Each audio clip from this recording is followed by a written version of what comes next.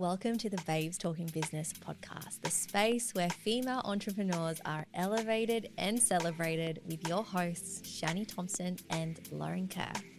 We're two best friends with over 10 years in business, a global impact and community of thousands. We've talked on stages around the world and have recently navigated the evolution of maiden to mother together. We're here to share the advice, the lessons and the laughs along the way. And we're inviting you to sit at the table and be in the room with women who are making bold moves, backing themselves and showing you what's also available for you. And we're live. And I'm so excited. Well, final episode of the season. What season are we up to though? I don't even know. Is it 6? 6 or 7? Well, I think we're going into season 7. We should really know this off by heart. But we're going to take a break because if you're watching a visual, I'm about to pop a baby. So I am wanting to take, I don't know how long yet, just some time off till I find my feet. And I think you should take as much time as you need. Yeah, I don't know. I feel like I've got this false sense of confidence. I feel like I'm going to be fine, but then I also know it's probably going to be a bit of a shit show. So I don't know. I'm so scared of having 2 kids. You seem like you've got your shit together. I'm like, I'm so not ready. You and Maddie just sitting there with the popcorn being like, will they survive? Will they make it? And if they don't, we won't go for a second. Yeah, we're just going to watch you. You can be our guinea pigs. Shit. So we did an anonymous Q&A on Instagram, and we got some questions through that some of you asked anonymously. So we're going to answer some of them, and then we're going to finish off the season with some rapid fire to each other. And I don't know what Loz is asking me, and Loz doesn't know what I'm asking her. So I think this should be pretty good. I figured let's do something a bit more fun. Let's go a little bit rogue. I'm a bit scared because I'm having a bit of an emotional day, so I don't know what's going to come out. I think we've both been triggered this morning, so I'm like, I'm going to go there. And Shani's like, no. I'm like, how can I indirectly go there? Watch me work my magic. I just have to be careful what I say. It's fresh. It's like fresh off the press today. Oh, God. Let's see. Okay. Oh, should we start with the questions? Yes. And I feel like, I said to Shani when she was reading them out, I'm like, I really think we should give the people what they want. You should see the questions that she's not letting me ask. There's a lot of people that are obsessed with your boobs, Shani. Okay, let's just address my boobs, because I got so many anonymous questions about them. And some of them were like, I could tell someone's poking the bear. And then there's some I think are like genuinely interested about my boobs. But just so you know, this app where you can ask anonymous questions, I could pay to find out who is wanting like Shani's titties in their face. Someone asked me, when's the last time you wet the bed? Like, come on. I'm curious, when was the last time you wet your bed? I couldn't tell you. I don't piss the bed. No, I think the last time I peed was like when I was 14 in the back of a car and I was sitting on someone's lap and I was that scared because I was going too fast. So I peed on them. Oh my God. It came up at my 21st birthday. What year is that? Year 9? Yeah, Year 10? I was in high school. I remember being so scared they weren't stopping the car. God, how embarrassing. And so I wanted to get out of the car and I peed my pants. I definitely have not peed my pants in my teens and onwards. So well, you got one answer. That was the last time I peed. It wasn't in the bed. It was in the car in jeans. You're never sitting on my lap. So yeah, back to the boobs. No, they're not real. Okay. I wish they were. But they're like 15 years old. They look great. But I can't wait to get them out, if I'm very honest. I've said to Matt, once I have baby number 2 and I'm done breastfeeding, I want them out of my body. She said she's having baby number 2. You heard it here, Oh, folks. well, if. Yes. So to answer the question, there you go. I don't know if that was like a joke question or whatever, but I answered it. Loz, I wasn't going to answer it, and Loz was like, no, I'm going rogue. We're giving them what you want. Like, this is the last one for the season. I'm going there. Okay, glad we got that out the way. I'm very embarrassed. Okay, so this is a good one. Did either of you feel like you lost your relationship after having a baby? If so, how long did it take to come back, and what tips do you have to find that spark again? I feel like I I feel like I'm an anomaly. I don't think my story is a normal one, but I feel like having kids actually brought me and Dan closer together. Like, I don't... You are an anomaly. Yeah. It sounds bad. It sounds not like kids are an experiment, but me and Dan are both like very growth mindseted people. And I think I really enjoy us in the parenting journey being like, how are we coping with this? Like, it actually helps us have more meaningful conversation around like, what's working? Are you happy? What's not working? What does our days need to look like? How can I support you more? And I fell in love with him all over again, seeing a different side of him. So yeah, parenting actually has brought us closer together, but I know that's not that's not like norm. Yeah. Well, but also in saying that, and I don't think I've ever shared this on this podcast, so it's not really my place to share, but before we had Stevie, like, we had some stuff happen emotionally that brought us together. So I think we had like an unstable time mentally. Do you know what I'm referring to? I don't know how to say it without talking out of school. But I think we had, like, usually for things to come closer together, you have a rupture. And I think we had a pretty significant event happen just before I fell pregnant, or just before I gave birth to Stevie, that brought us together and made us really rock solid for parenting. Yeah. If that makes sense. I was actually having this conversation with the girls at your baby sprinkle on the weekend. We're talking about how, like, because I was saying to the girls, like, I don't know when we'll have our second. We're both not ready. And then the question was like, why aren't you ready? And I was like, well, it was so hard. And then the next question was like, what was so hard about it? And this was coming from two people who haven't had kids yet.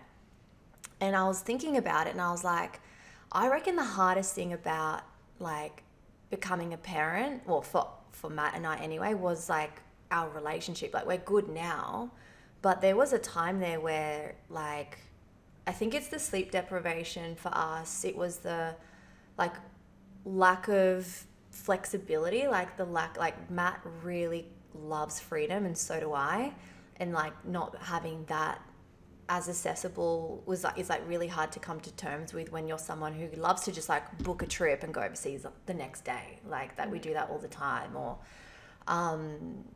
just like spontaneous last minute things, right? Like everything had to be revolved around Rui's nap, and just like those things are hard. Like, I know it doesn't sound hard for someone who doesn't have kids, but I was trying to explain to the girls, like, that is probably like what we struggled with the most, like transitioning into this new way of life, which we had people tell us about it before we had Rue, but it doesn't land for you until like you're in the thick of it and you're like, this is harder than I thought it was going to be. So to answer the question, did you feel like you lost your relationship after having a baby? Matt and I got a couples coach. So not like a therapist or a counselor or whatever, like they were a communication coach, and they were like the best. Like, they were a couple themselves who have been through like crazy stuff. So they're amazing at what they do. And yeah, we just like learned how to communicate with each other. So I think that like my answer to this is, how long did it take you to come back? I feel like Matt and I finally pressed go on getting the coaching maybe when Rui was like a year and a half, because we were like, if we don't, like, we're probably going to get a divorce. Yeah. Like, you just get so frustrated with each other. I feel like too, and a common thread, it is really common for couples to go through like conflict. It's just a stressful time in the first 12 months. A big contributor to that, and you'll hear most people who go through it, is sleep deprivation. I think, oh my God, it's so, until you're in it, you don't understand how bad it is. Your ability to communicate and self-regulate is so much harder when you're not sleeping. I think that's probably something we had in our side. Is Stevie's always been a pretty good sleeper, so I would say that also is why we were probably didn't struggle as much. But I hear like most of my friends who go through the newborn phase and sleep deprived, like it's just what happens, because you guys are trying to do the best you can with the limited capacity you can. So to answer the question, like, what tips do you have? My tip would be like, outsource the help. Like, don't be too proud and ego driven and like, we don't need help. We don't need a counselor. We don't need a therapist. Like, I think some people can be really like, I don't know, they don't want to go down that road, but I think the coaches that we hired, because they were a couple, were like pivotal in Matt and I being able to communicate, especially like, this is so funny, but like, you don't yell at each other when there's someone else there. Well, we didn't anyway. Like, I was explaining to one of the girls on Sunday, like, before Rui, Matt and I never argued. We had never had an argument. Neither of us had ever raised our voice at each other, and then throw in a baby to the mix and you're like, so it was like such new territory for both of us. And so like in front of our coaches, like it was just like calm communication, which we so needed because we were both so triggered. So that helped us. I know some people still yell at each other in like sessions, but we didn't. But yeah, just like outsource the help. I think communication is key. Obviously, you and Dan communicate really well. I would say Matt and I communicate really well too, but we just needed that support. And actually, even like I'll echo it. We got the support. It was before Bub come. We had some stuff happen in our life, but that's what got us through it was The communication. communication, but professional support Professional too. help. We went and got Yeah. professional help.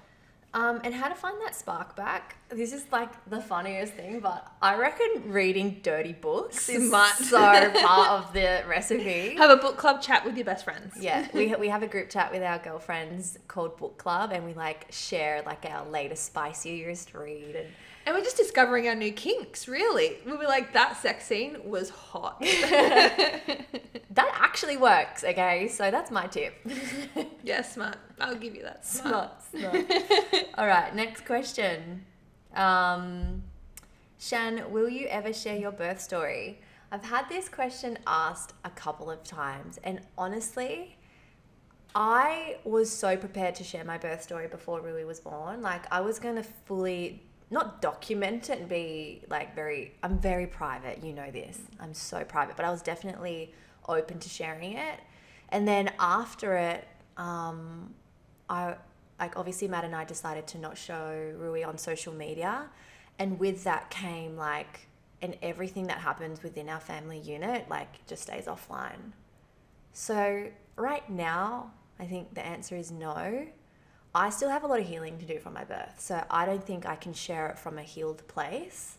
Not that like, it's funny, I say healed, but I'm like I'm okay. Like, things happen that didn't go to plan, but I'm not ready to share it yet. But when I am healed from it, I don't know if I will share it. Yeah. Because it's just such a sacred thing for us. Like, I understand some women really love to share their birth stories, and I'm actually so grateful for all the women that do, because it helped me in my pregnancy to be like, oh my gosh, like, I've got this. I trust my body. Like, That's the only reason I shared mine, because if you had known me before birth, anyone who knows me personally intimately knows that I am terrified of needles. I never in 100 years thought I'd be able to do like a water birth, natural birth, no intervention. So I share mine more for the fact that women who are like me, who don't think they can do it, because I am a full 360. Like, I'm not just like someone who's like, well, that would be nice to do. Like, I was a full, no, I am opting in for every intervention. I want the epidural, cut me open, give me a Caesar. So I share it more so from a point of like, if I can do it, you can do it. But I do think it's nice to have something sacred and intimate. So I like that you've been able to do that too. Yeah. Well, like I said, I'm so glad women do share it. But I also like respect women that don't. And yeah, so I don't know. For now, it's a no. There's that one. The next question is, what were you both like as teenagers, and what would you tell them now? Oh. I'm like, Should we get my mum on the show? Yeah, I was gonna say we should do a podcast with our mums. We should. Actually, that would be a funny one. Maybe Liz. when mum's up here in a couple of weeks when the baby's due, maybe we can get the mums on a potty and give them a bottle of wine and let them ask them some questions. That'd be great. I was a rat bag. I was gonna say, if you ask my mum and dad, they'll say I'm a shit. Oh, my poor parents. I love you so much. I can't believe I did that to you.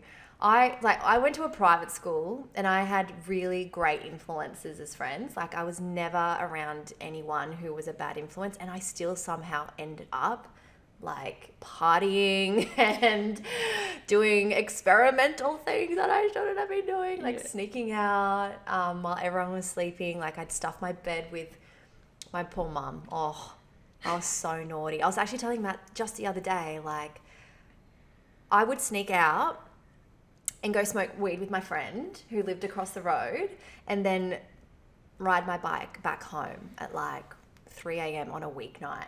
This one time, can I tell you a story? Yeah. So my sister and I used to catch the bus to school from Pacific Fair. Yeah. So mum and dad would drop us there, and then they'd go to work, and then Kayla and I would always catch the bus. Well, I rewind. I had one friend who was a bad influence. It's all going to be blamed on this one person. Well, shame, justified. Oh, she was a bad influence though, because, and like, actually now being an adult looking back, I'm like, actually she had a pretty like fucked situation, but she lived with her dad, who was a single dad, and her dad traveled a lot internationally for work. So I'm talking like year 10, year 11, year 12. This girl was responsible for herself. Breakfast, lunches, dinners, snacks, like lunch boxes, homework, getting good grades at school. I don't know how, but she got immaculate grades at school. Getting herself dressed, washing. Like, imagine doing that in year 10. Yeah. It's pretty full on. And she, you know, I actually should really reach out to her and just see how she's doing in life. I haven't been in touch with her for a long time. But anyway, she was my one bad influence. So she actually lived up the road from me, and I would sneak out and we'd party, and she always had older boyfriends, and I'd always just hang out with them. And anyway, one day we had planned this day. So to call in sick to school, your parents had to call in and leave a message on the school answering machine. And we had it all set up. Mum and dad dropped me off. She rode her bike to Pac Fair because her dad was just not present. And then we waited. Well, I told my sister, I'm not coming on the bus with you today, but you can't tell anyone. I have a younger sister, and my sister was just like, okay, will you be here when I'm back? And I'll be like, I'll be here to pick you up. And then we like missed the bus, and then we changed out of our school uniform into normal clothes, got a random guy in the car park of Pac Fair to ring up our school and pretend to be a parent, a guardian, and say, hello there, this is Mr. Carosso. Chantel Carosso won't be coming into school today. She's unwell. And he did that for both of us. And then we just spent the day at the beach. Hectic. Hectic, but also there's so many things you could have done that were worse. So I'm glad that you were safe at the beach. Yeah. I think my teenage years it's like, I look back and I'm like, I don't think I did anything normal teenagers wouldn't do, but I'm also really glad that I had a really close relationship with my mum, because although I was a little shit, I was always honest with my mum. But then I feel bad looking back on it, because I put my mum in so many bad situations where her and dad would end up in these big blow-ups because mum knew the truth and dad didn't. Oh. And I think a big part of it was because I've always been like a dancer, but I was always dancing in older dance groups. My friends were always older dancers. So when I was like 12, I was hanging out with like 14, 15-year-olds. And when I was like 14, I was hanging out with 18-year-olds. And then I had a boyfriend that was older. So throughout high school, my friends were always older. So I was always just doing what they were doing. But that resulted in me like getting drunk at 12. Oh.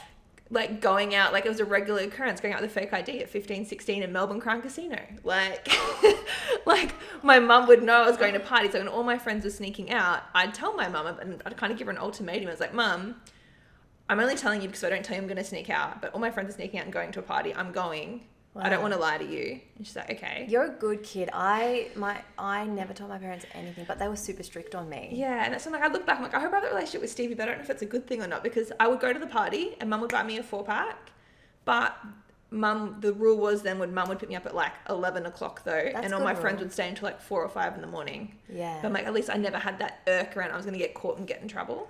See, like, actually I want to retract a comment. My parents weren't strict on me. They just cared about me and my sister. And now as a parent, I'm like, all right, I'll do the same thing. Yeah. Like, I was never allowed to go to like Groovalicious. I don't know what that is. You don't know what Groovalicious is? No, I grew up in Albury. Is that a Gold Coast thing? I'm not from here. Groovalicious was like done in a club in Surfers Paradise for under 18s, but there was no alcohol. Oh no. So it was like a full club experience, like with a DJ and like R&B. And the kids would just drink before they get there. Yeah. Yeah. Or bring flasks in. Yeah. No, they were pretty good at patting kids down. So I was never allowed to those. I was never allowed at like, what are those movie marathons at the cinemas called? I was movie marathons? Yeah, I was never allowed to go to those. Very limited amount of friends that I was allowed to sleep over. Like even now, I would never let Rui sleep over now at anyone's house, knowing what I know. But like, I will be stricter than my parents. And he'll probably rebel worse than you did. I know. So hopefully that gives you an insight. But we turned out okay. We both, you had like super like chill, cool parents, because Jimmy's pretty cool.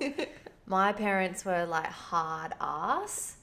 And I think there's no right or wrong. Like, it's just the experience. That's my dad was saying, like, I'm a shit. Like, dad and me fought, like, we were having massive blocks. I felt bad because mum was like, didn't want to ruin the relationship with me because then she knew I wouldn't tell her stuff. So me and dad actually, I feel like from the ages like 14 to 18, we did not get along. But then because I moved, as soon as I turned 18, I moved to the Gold Coast, which is like 14 hours away. So as soon as I was no longer under his roof and I was an adult, that's when me and dad started to get along, because I'm like, he had to trust me and learn that I could look after myself. Yeah. Because he was just doing his job as his dad. He's trying to look after a girl to stop going out underage with fake IDs, and he just couldn't stop me. Do you know what though? Despite being a little bit of a turd, I would say only in like year 11 and 12 actually, I still got automatic entrance into university for exercise science because I studied my little ass off despite being a little bit, wild. Yeah, I was a nerd. I said that kind of work. I was a nerd. Yeah, I liked school. I liked applying myself and achieving. Yeah, I think that's been like just the thread through our life. That's how I'm still alive. That's probably how I got away with it too, because they're like, it's alright if she gets drunk on the weekend. At least she's going to school on Monday. So what would you tell teenage Lozzie now? I don't know. I tell teenage Chani to get back into bed, stop sneaking out, young lady, and stop hanging out with that girl. Stop it. No, I think I'm proud of me. Did stupid, I did things I shouldn't have done, but I was always safe in the situation, if that made sense. Do you know what? Actually, now, just like I'm really thinking about my year 11 and 12. I had a really good boyfriend, like my little high school sweetheart, and he had a great family, really like beautiful Christian family, and like I still held like good values because of him. Like he was a really good influence in my life. So we turned. I think just let teenage Loz and Chani be teenage Loz and Chani. It works out. Go do you, boo. Go do you, boo. Okay, here's the next question. So ready to quit my job and go all in on my business, but when is the right time and business income that is okay to take that leap? Also, how do you not hate your job while you're growing your business to the level to be able to quit? I like this question, but I feel like there's so many people have different opinions on this. But my opinion is, and I think we're of the same, is like we both want to make sure that we had a stable income. A lot of people have like a big month or something and then they're like, oh, cool, and they get excited. Like we both held our incomes for it was like 6 months or so, and it replaced our income before we fully let it go, or we slowly reduced our hours. So like I wouldn't leave personally until I financially felt like everything, all my ducks were in a row and it wasn't just like a luck thing. I wanted to make sure that that income was repeated income. And I don't know if I'm just a fucked up person, but I actually used like the last bit of that question, like how do you also not hate your job while you're growing your business? I use that hate to fuel me. Like you hear people say like you can be driven by pain or pleasure. I was hating child protection so much, but I use that to fuel me to be consistent and to keep showing up and to like drive harder, push harder, build bigger. Because I think if I didn't have that pain and discomfort, I probably wouldn't have had the hunger that I had. So I had the emotional intelligence to harness that and use that to my advantage. Because I don't think if I was comfortable in my job and didn't hate it, I probably wouldn't have built it as fast and as big as we did. Yeah, for me, like I crave and need and have to have security, stability, sustainability, and like reoccurring income to feel safe. I have a Capricorn stellium in my second house, which essentially just means like I have a whole bunch of planets in the house of money, and I need that. Like, so personally for me, I waited until my business was making the same amount of money that my nursing job was making, and I waited, I think it was like 4 months, so I could tell if it was like consistent and not just like a pop and drop volatile thing. And once I saw that it was going to continue recurring that way, I was like, okay, I'm ready to leave my job. I personally think, and this is my own opinion, and I know some people disagree, but I believe it's really irrational and irresponsible to leave your job before you are financially ready and set up, because you're just going to, like, some people are like, you know, jump in the supply and Yeah, the demand happens. But I've yeah. actually seen it happen the opposite. Like I've seen it you happen. get so needy because then you're so dependent on the money that's coming in that you actually put out this So really gross, desperate. desperate feeling that the results stop coming in because you now need them opposed to like are attracting them. It's like the energetics Yeah. behind it change. Yeah, and just like your whole relationship with money becomes this like resentful, toxic relationship, and you just don't attract more. Yeah. I've seen it happen a lot where a lot of girls like in our team have had to go back to work because they jumped the gun too early, and you're sitting there like, oh, I fucking told you. Yeah. So no, so I think we both have the same stance on that. Yeah. But in terms of like, how do you keep going when you hate your job? Yeah, like I really hated my nursing job towards the end because I had I can't even remember how many it was. 1, 2, 3. I had 4 people like really badly bullying me at my job at Gold Coast Hospital before I left, private hospital.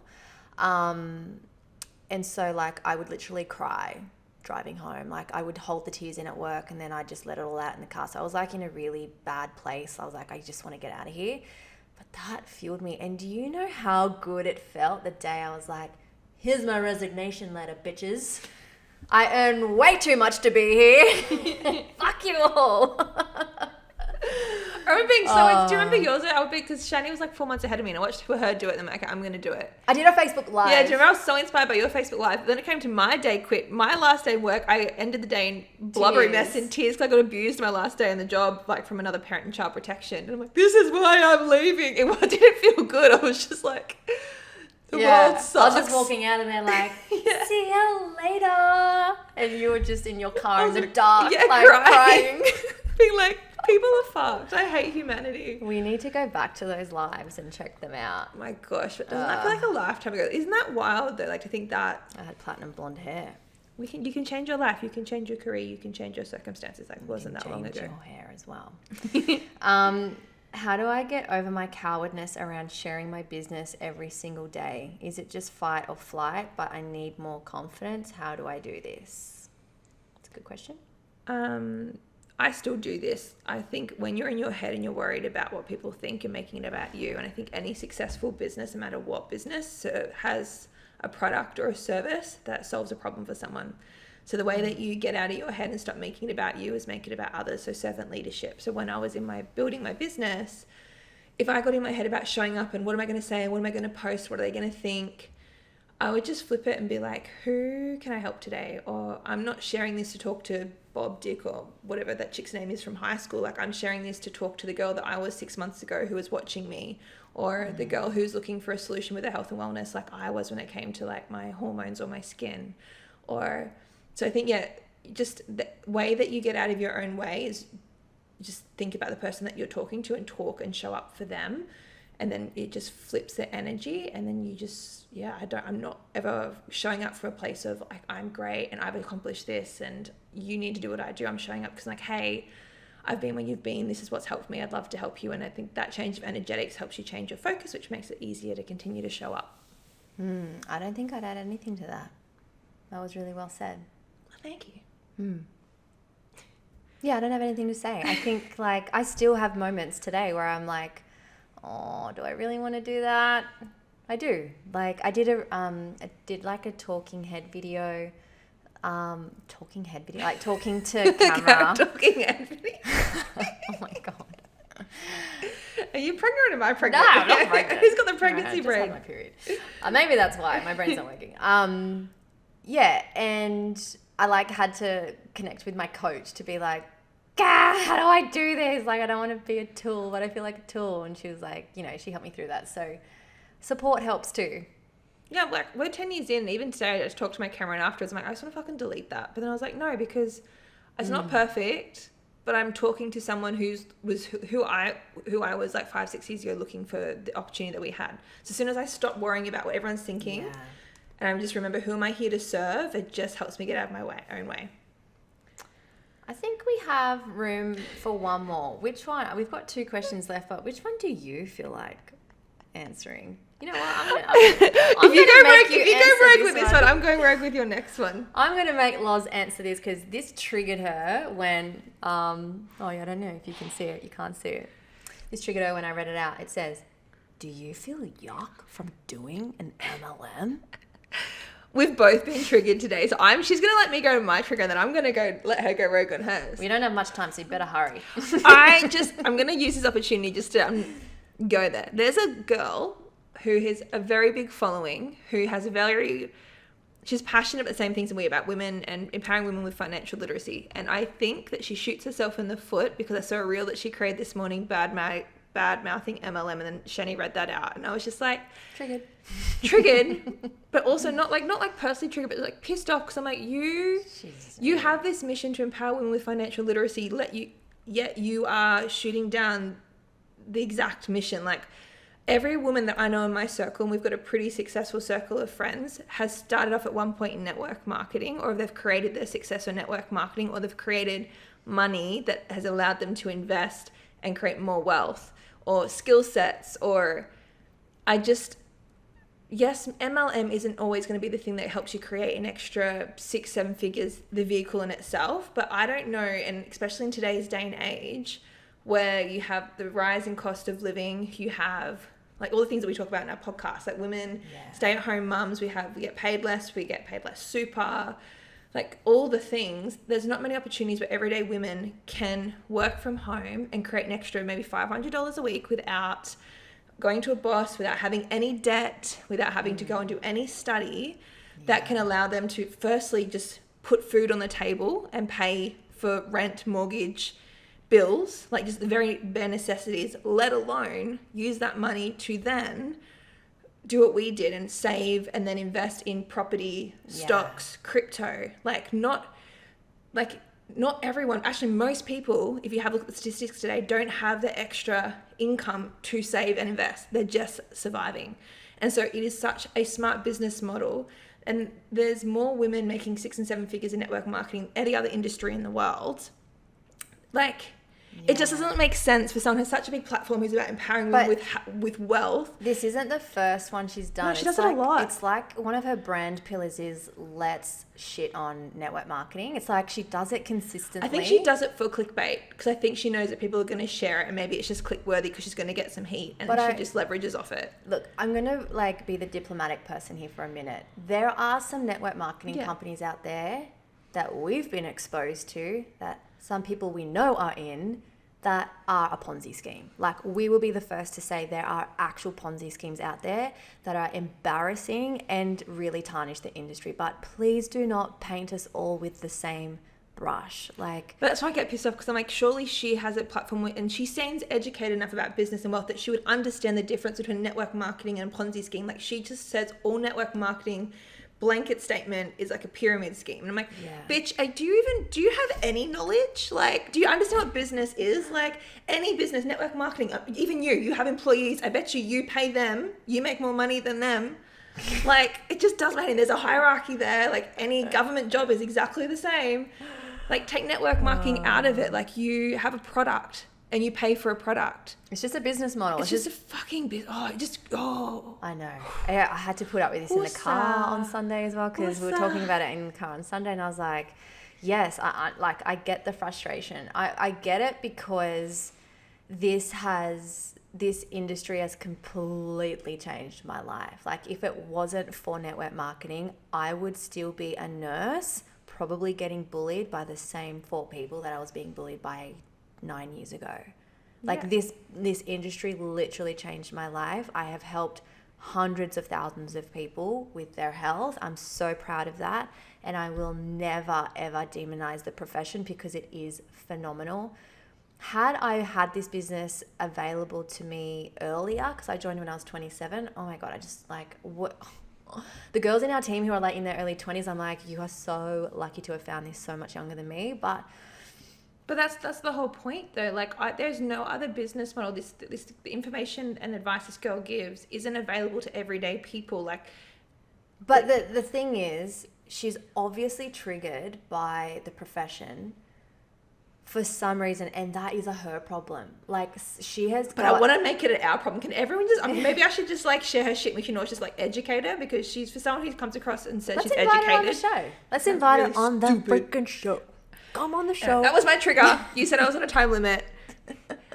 Chani. Oh, I don't want to talk about it. I won't let you talk about it.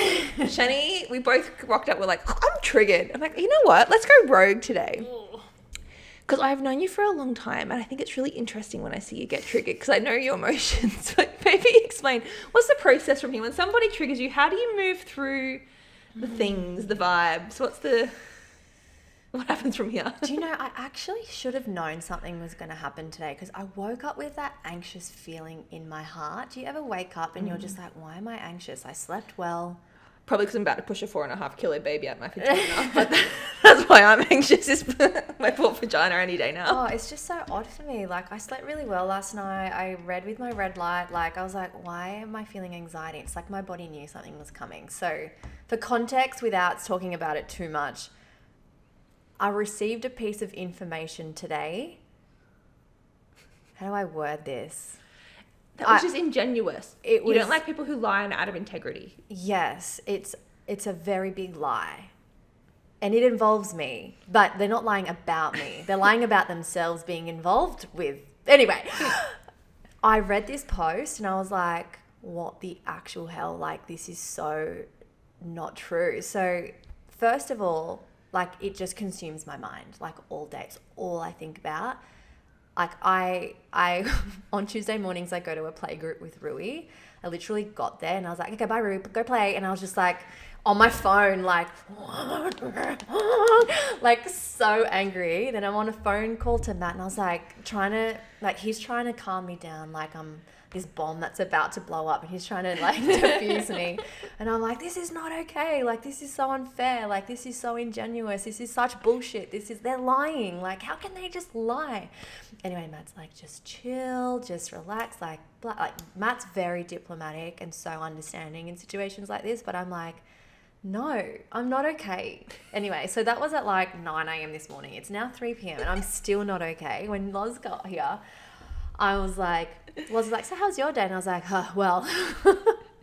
It was so funny. Then Matt was like, oh, you need to regulate and move through this for the podcast. I'm like, do you not know your wife? She needs like a week to sit on this and simmer. She'll be okay in like a week. You just need some time to process stuff. How I process is I internalize like a lot. Like I don't talk about things. Like the fact that I even mentioned it to you is so weird, but I'm that angry. It's because you know that I love you and I can hold space for you. So I internalize. I'll do a bit of online shopping, I reckon, later this week. It's definitely one of the ways that I... Matt will do a bit more coaching. No, probably do a bit of journaling. Yeah, Matt can't be involved in my processing because he just annoys me about how like diplomatic he is about things. So I'm like, stop trying to coach me through this. Like, I don't need you to coach me, okay? So yeah, I'll internalize it. I did send a message to someone to be like, what the fuck? So that conversation will probably help me feel better. I know she'll have something great to say. Did I make you feel better? You did. Okay. Did this podcast make you feel better? A bit of venting? Yeah, a bit of venting. That's good. I still feel weird and icky. I still don't feel okay, but whatever. I'll get over it. I'll sleep tonight. I probably won't sleep tonight. You probably won't. Knowing you'll be seething still. Yeah. So, well, it's not often that like I get triggered by things like this. No, but the thing is, even if you were, you would know because you do process so internally. It was like you'll know something. I won't know something till like 2 or 3 weeks after. And you're like, oh, by the way, I'm like, oh, okay, I didn't know that. This happens. Well, there's some spice for end of season 6/7. We don't know which season we're at. Hopefully you learned something new. Hopefully that was some value. And we will see you on the other side. Once you have a baby. I was going to say, like, will I be 20 kilos lighter? Like, I've put on 20 kilos. Baby, you look great. I feel so fat. Let me coach you. Coach me. Let me coach you through your postpartum. Yeah, have you seen this? You're hiding under a fucking trackie. This bitch is hot as when she said that this was her season of becoming a MILF. She became a MILF. So I'm like, you are my inspo. I just got to push out a baby first, so. Well, first we have to just nourish your body. It's all going to be about nourishing. We're not going to be talking about bouncing back straight away. No, I'm okay with that. Breastfeeding. Being in your bubble. And then when but in saying that, with Stevie, like, I was going to say, the bubble hot abs after Stevie. Oh, thank you. I felt like I carried the weight for like 2.5 years with Rui. No, but you definitely are like fucking hot as now. I'm like, what the fuck, man? Anywho, we'll love you and leave you and see you on the other side. Mum of two over here. We'll see how life is on the other side. There'll be an update. Yeah. I'm sure it'll be a shit show. Thanks for joining us, guys. We love you lots. Mwah. Bye. I hope you're feeling inspired after that conversation and it's empowered you to make some amazing changes and choices in your life. Don't forget, let us know if you love this episode by giving us a 5-star review. It really helps to know that we're on the right track with serving you guys. And it also really supports our channel as well. If you head over to the link in our bio on Instagram, you'll get access to all of our goodies, including our signature 8-week container, her Renaissance. And don't forget, head over to the show notes. Make sure you check out any of the links, the books, or the references that we mentioned in this episode. And before we go, we just want to say thank you so much for being here, for being committed to your best self, and for showing up for you today. You are amazing. If you think that there is someone in your life that could really benefit from this episode, while you're feeling super inspired, please hit that share button, or you can share it on your Instagram. Make sure you tag us. We really want to empower others with our message and our purpose. So by you sharing, it just really helps us elevate that mission and message out to the world and really helps us to inspire more people. So head over to www.babestalkingbusiness.com. Check out all of our other podcast episodes, and we are sending you so much love. See you soon.